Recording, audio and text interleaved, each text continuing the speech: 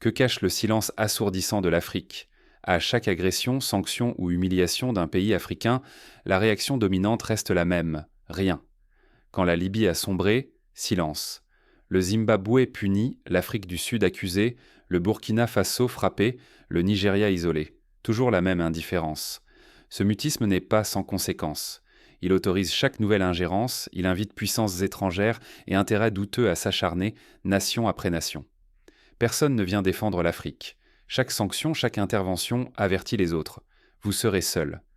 Ce cycle se perpétue depuis des décennies. Si ce silence persiste, chacune de nos nations risque l'isolement, la domination, la perte de tout espoir. Aujourd'hui, le Nigeria, hier la Libye, demain, qui sera la cible? Ce n'est plus une menace abstraite. Un à un, nous sommes dépouillés, divisés. Le silence, lui, devient une arme contre nous. Mais pourquoi ce silence? D'où vient cette paralysie qui empêche l'Afrique de s'unir face au danger? Pourquoi l'histoire semble-t-elle toujours se répéter en Afrique? À chaque crise, un même scénario s'impose. Intervention extérieure, conflits internes, promesses de paix, mais toujours au profit d'intérêts cachés.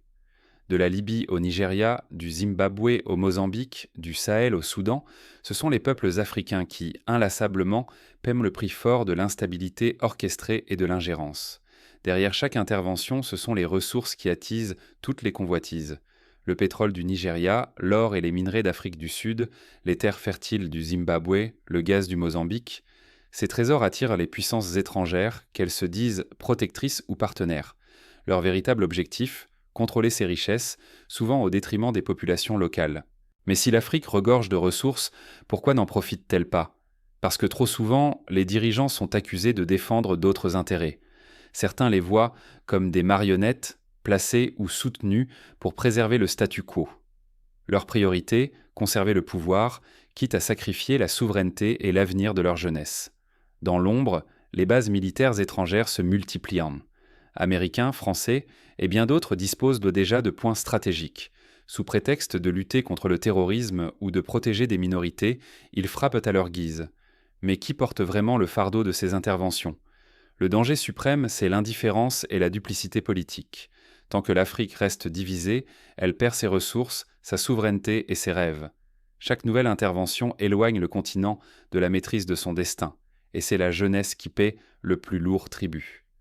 Au Nigeria, toutes ces tensions explosent au grand jour. Là-bas, le continent semble à la croisée des chemins, réclamant une prise de conscience urgente.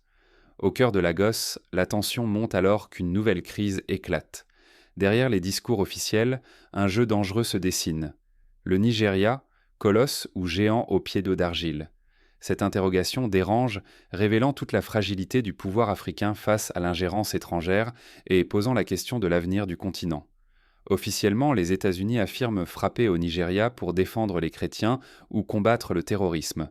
Mais qui croit encore à ces justifications? Derrière ces discours, c'est l'or noir nigérian, parmi les plus convoités de la planète, qui aiguise tous les appétits. Avec plus de 200 millions d'âmes et des ressources inégalées, le Nigeria devrait s'imposer comme force majeure. Pourtant, face aux attaques extérieures, ce géant semble impuissant à protéger ses propres habitants. Les centaines de civils blessés passent sans réaction forte de la part des autorités. Le paradoxe est cruel. Alors que le Nigeria envoie ses soldats défendre la démocratie au Bénin, il laisse ses citoyens seuls, exposés à la violence étrangère. Pourquoi protéger la stabilité ailleurs et négliger la sienne? Une partie de l'explication réside dans la formation de nos élites. Depuis des décennies, les dirigeants africains sont conditionnés à redouter l'unité du continent. Cette peur, cultivée par l'extérieur, les rend hésitants, vulnérables et manipulables. Leur priorité devient la sauvegarde d'un statu quo qui les protège, eux, plutôt que leur peuple. À force de faiblesse, le Nigeria et avec lui toute l'Afrique s'exposent aux mêmes tragédies: violence, pillage, perte de souveraineté. Chaque pays devient une cible, chaque peuple une proie. Si rien ne change, quelle sera la prochaine étape? L'histoire jugera l'inaction, sans pitié. Mais l'Afrique a-t-elle encore les moyens d'inverser la tendance? Une prise de conscience collective pourrait bouleverser la donne. Après le Nigeria, qui sera la prochaine cible? Cette question hante chaque nation africaine alors que l'ingérence extérieure continue de frapper. Aujourd'hui, c'est le Nigeria sous pression. Demain, ce pourrait être votre pays. Regardez l'Afrique du Sud. Les États-Unis l'excluent du sommet du G20. Pourquoi? Parce qu'elle revendique ses terres, ses ressources et son droit à l'autonomie. Les grandes puissances voyant cette ambition comme une menace, préférant une Afrique divisée et dépendante. Ce schéma se répète inlassablement. Dès qu'un pays africain cherche à s'émanciper, il subit sanctions ou déstabilisation. La Libye a sombré dans le chaos après la chute de Kadhafi. Au Zimbabwe, la volonté de contrôle des terres a été suivie d'un isolement brutal. Au Mozambique, la découverte du gaz a attiré la violence étrangère.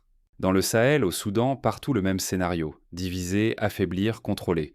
C'est une stratégie claire, empêcher toute autonomie réelle, garder l'Afrique morcelée. Tant que nous restons séparés, chaque pays est vulnérable. Aujourd'hui le Nigeria, demain la Côte d'Ivoire, le Sénégal ou l'Angola. Le prix est colossal. La jeunesse africaine risque de voir s'évanouir ses rêves d'avenir. Sécurité, prospérité, dignité. Tout était menacé si nous restons divisés. L'avenir se joue sur notre capacité à briser ce cercle. Mais alors, concrètement, par où commencer ? Comment les Africains peuvent-ils, ensemble, reprendre le contrôle de leur destin ? L'unité africaine, utopie ou urgence vitale ? Restons lucides. Tant que nous demeurons divisés, nos ressources et notre avenir échappent à notre contrôle, profitant à ceux qui souhaitent nous voir faibles et dépendants. La seule véritable arme, c'est la solidarité entre nations africaines. Unies, elles peuvent enfin briser le cycle des ingérences répétées, qui passent de pays en pays, de minerais en champs fertiles. Sans cette union, nous restons piégés dans l'impuissance et condamnés à subir la domination d'autrui. La jeunesse du continent détient aujourd'hui une force insoupçonnée. Elle doit s'éveiller à sa puissance collective, refuser la fatalité et impulser le changement. Seule une jeunesse debout peut exiger des leaders intègres, capables de défendre l'intérêt commun avant leurs privilèges personnels. Changer l'avenir, c'est aussi refuser toute division, ne plus tomber dans le piège des haines ethniques ou nationales. Bâtir des ponts jour après jour par des gestes de solidarité, c'est tisser l'unité réelle, celle qui résiste aux manipulations extérieures. Agir commence par peu, s'informer, convaincre, mobiliser sans violence, mais avec courage. De ces actes quotidiens naît la force irrésistible de l'unité africaine. Ce n'est pas un mirage. C'est l'unique chemin vers la souveraineté, la richesse retrouvée, la dignité restaurée. Soyons lucides. Si l'Afrique ne s'unit pas aujourd'hui, elle restera la proie des puissances étrangères et ses enfants, les victimes sans fin. L'histoire récente l'a prouvé, année après année. Peut-on encore se permettre la division ? Mais l'unité ne se décrète pas. Elle se construit face aux obstacles. Quels sont les vrais défis qui empêchent l'Afrique de s'unir ? L'avenir de l'Afrique se décide maintenant, et chaque geste compte. Regardez les années passées, chaque attaque, chaque sanction, chaque manipulation a frappé tour à tour un pays, pendant que les autres espéraient y échapper. Ce silence, à chaque fois, a resserré la chaîne de la soumission.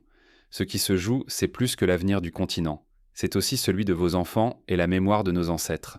Rester divisé, c'est donner aux autres le pouvoir de piller nos ressources et d'effacer notre dignité. L'unité ne s'impose pas par des mots.